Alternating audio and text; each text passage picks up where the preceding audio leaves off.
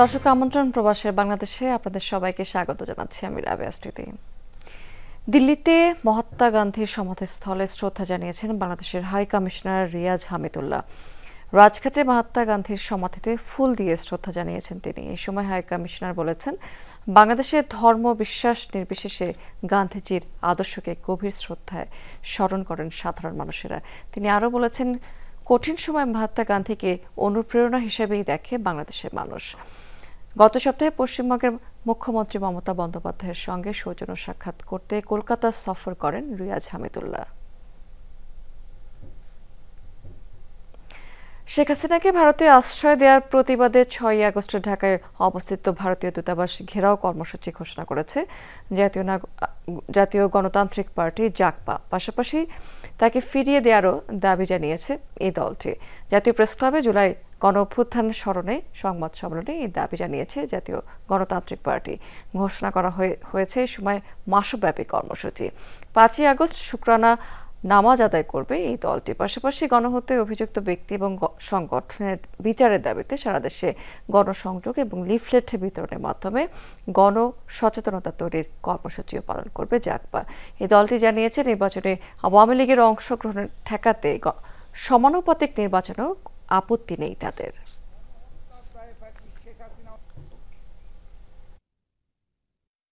সকলের মতো আমরাও সংস্কার চাই, অবাধ, সুষ্ঠু, নিরপেক্ষ, গ্রহণযোগ্য এবং ভারতীয় প্রভাবমুক্ত নির্বাচন চাই।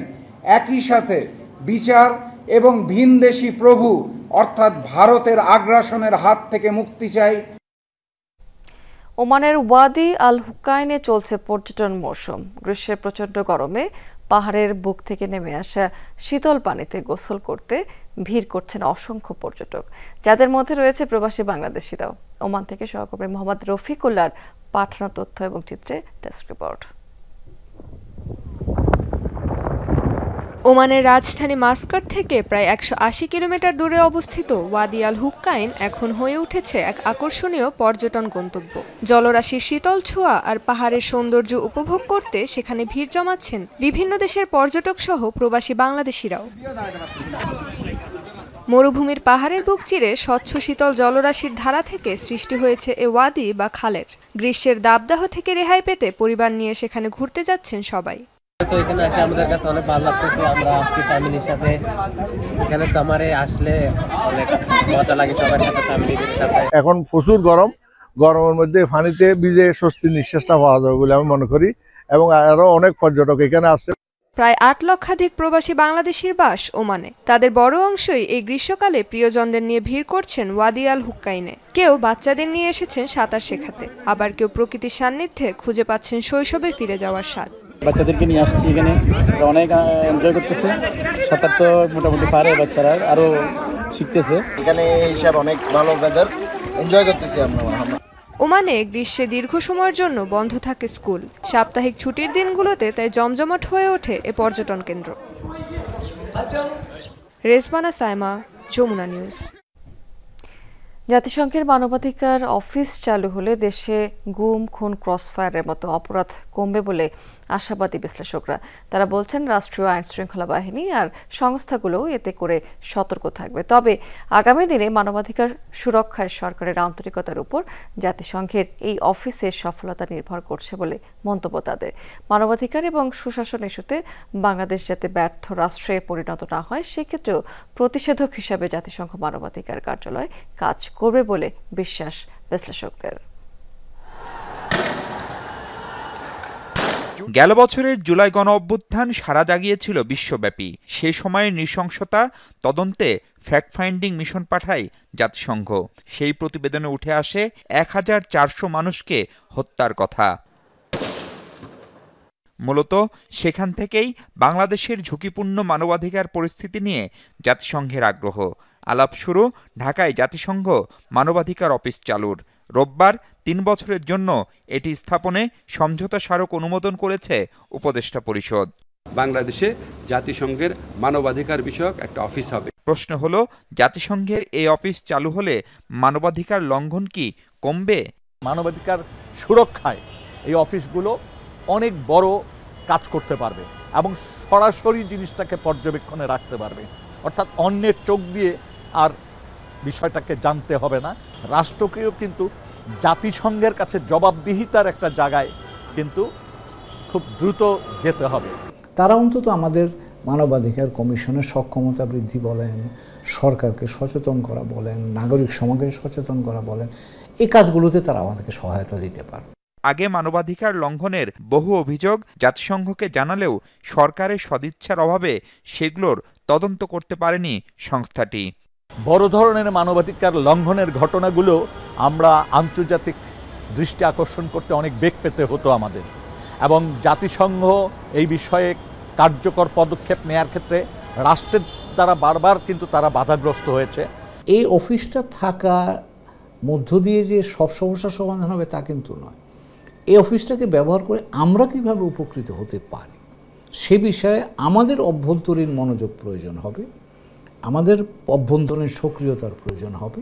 বাংলাদেশের আগে কম্বোডিয়া, ইয়েমেন, সুদান, সিরিয়া, প্যালেস্টাইনের গাজা ও রামাল্লা, তিউনিসিয়া ও লাইবেরিয়া সহ 18 দেশে মানবাধিকার অফিস স্থাপন করেছে জাতিসংঘ। এই তালিকায় বাংলাদেশ যুক্ত হওয়া নিয়ে তাই প্রশ্ন তুলছেন কেউ কেউ। যুদ্ধ বিগ্রহ, হানাহানি, বিভিন্ন সশস্ত্র গ্রুপের অবস্থান ওই দেশগুলিতে ছিল, কিন্তু ওই দেশে জাতিসংঘের তৎপরতা অনেক ক্ষেত্রেই বাধাগ্রস্ত ছিল। বাংলাদেশের পরিস্থিতি ততটা না হলেও অনেক বেশি ভালো ছিলাম, ফেইলিউর রাষ্ট্র না হলেও আমরা যে প্রায় ওই প্রান্তে পৌঁছে যাচ্ছিলাম, আমরা কি বলবো নিজেদেরকে, আমাদের তো লজ্জা থাকা উচিত। সেই ধরনের সংখ্যা বা সেই ধরনের চ্যালেঞ্জে যাতে আমরা না পড়ি, তার জন্যই আমার ধারণা এটা আমাদেরকে সহায়তা করতে পারে। জাতিসংঘের এই রিপোর্টটা দিয়েই তো প্রমাণিত হচ্ছে। আর বাংলাদেশের অন্য কোনো ব্যাপারে কি আমরা আন্তর্জাতিকভাবে এরকম একটা রিপোর্ট পেয়েছি? আগামীতে মানবাধিকার নিয়ে সরকারের পদক্ষেপ ও আন্তরিকতা থাকলে জাতিসংঘের এই অফিস স্থায়ী হবে না বলেও আশা বিশ্লেষকদের। মাহফুজ মিশু, যমুনা নিউজ, ঢাকা। দর্শক, প্রবাসে বাংলাদেশের এই পর্যায়ে সময় হলো একটা ছোট্ট বিরতি নিবার, আমাদের সঙ্গেই থাকুন।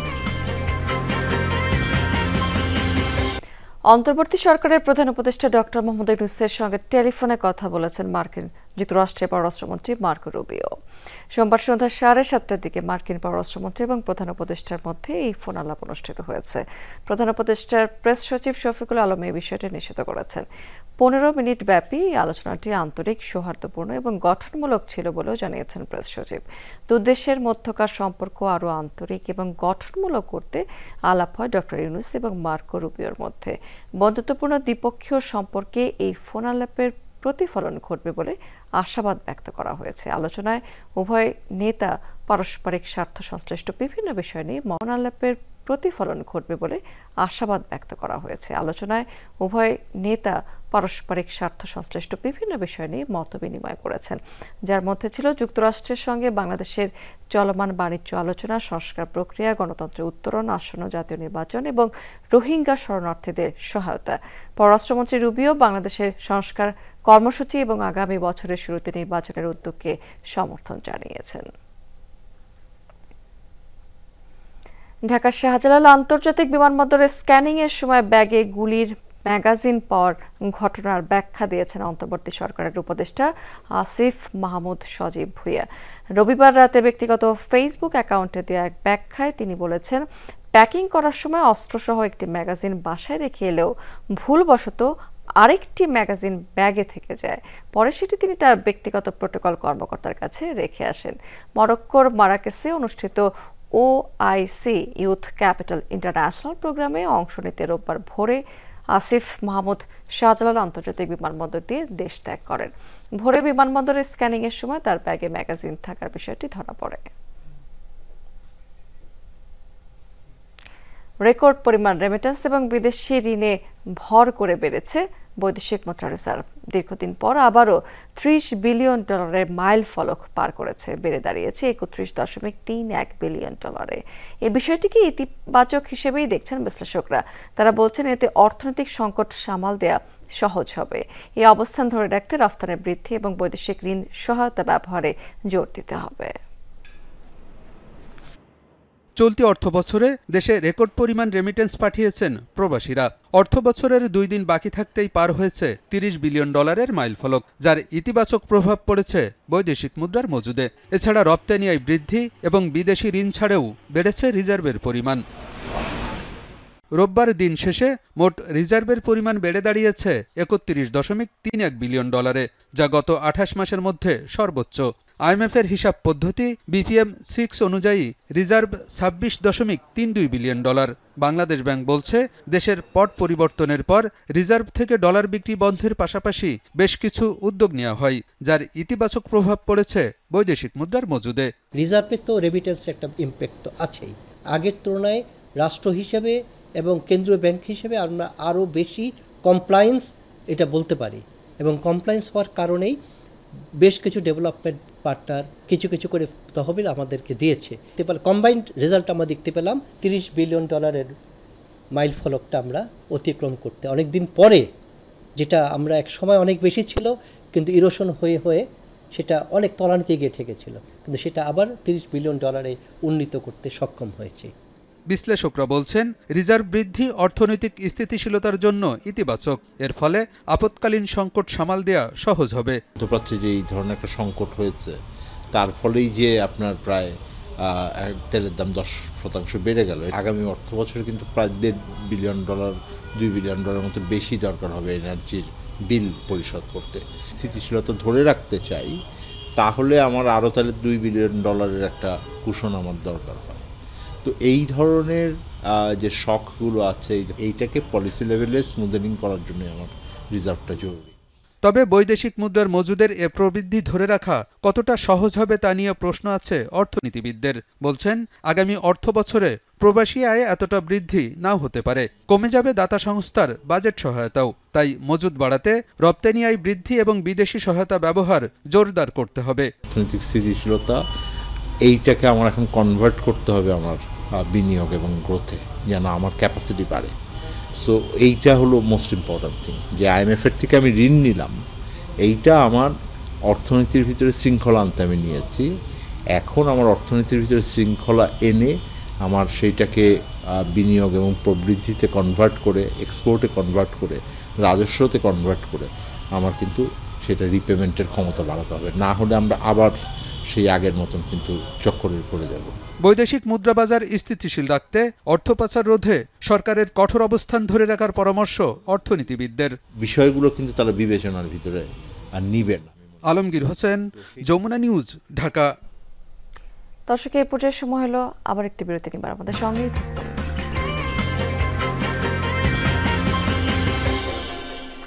আবারও আমন্ত্রণ, দেখছেন প্রবাসের বাংলাদেশ।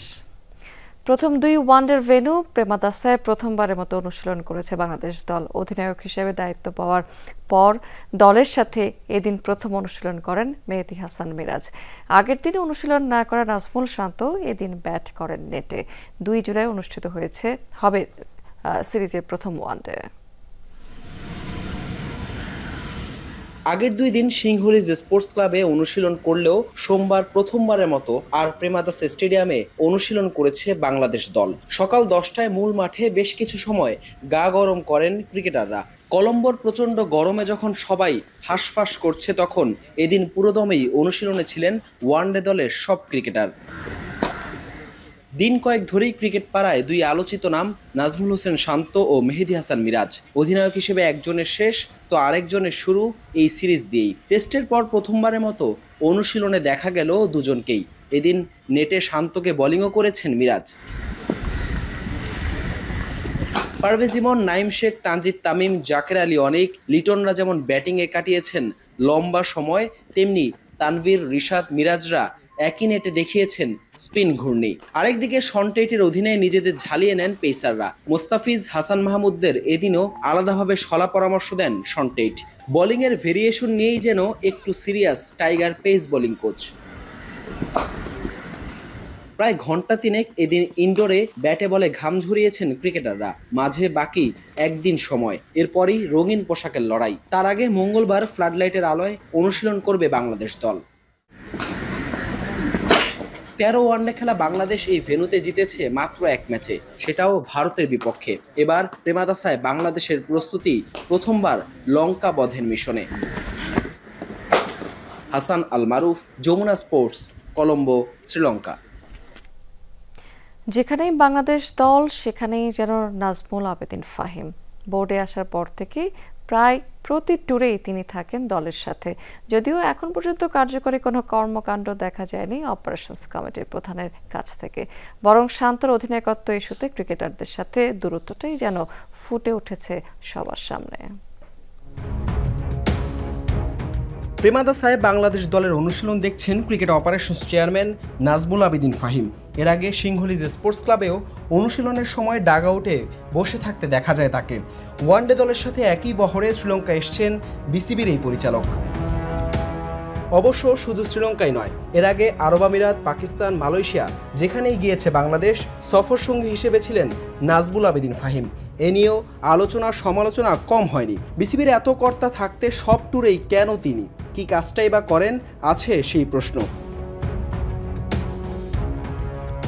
দায়িত্ব পাওয়ার পর থেকে নারী দল কিংবা পুরুষ কোনো না কোনো ট্যুরে থাকেন তিনি। ক্রিকেটারদের সাহস যোগানো কিংবা অনুপ্রেরণা দেয়া, এর চেয়ে বেশি কোনো দায়িত্ব পালন করেন কিনা সে নিয়েও আছে নানা কথা। ট্যুরে প্রতিদিন $400 বরাদ্দ থাকে বিসিবির পরিচালকের জন্য। একটা ট্যুরে মোটা অঙ্কের অর্থ ব্যয় হলেও আদতে এখন পর্যন্ত দেখা যায়নি কোনো ফায়দা। ক্রিকেটারদের দেখভাল ট্যুরে প্রতিদিন $400 বরাদ্দ থাকে বিসিবির পরিচালকের জন্য। একটা ট্যুরে মোটা অঙ্কের অর্থ ব্যয় হলেও আদতে এখন পর্যন্ত দেখা যায়নি কোনো ফায়দা। ক্রিকেটারদের দেখভাল করার দায়িত্ব থাকে ক্রিকেট অপারেশনস কমিটির। সেই ক্রিকেটারদের সাথেই বা সম্পর্ক কতটা ভালো তা নিয়েও থাকে প্রশ্ন।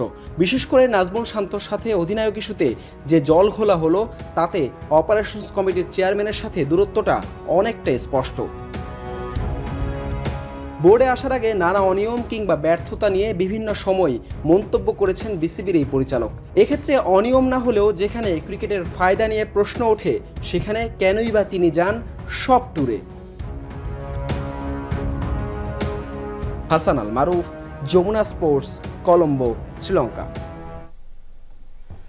দর্শক, এই ছিল প্রবাসী বাংলাদেশের আজকের আয়োজন। এতক্ষণ সঙ্গে থাকার জন্য ধন্যবাদ আপনাদের সবাইকে।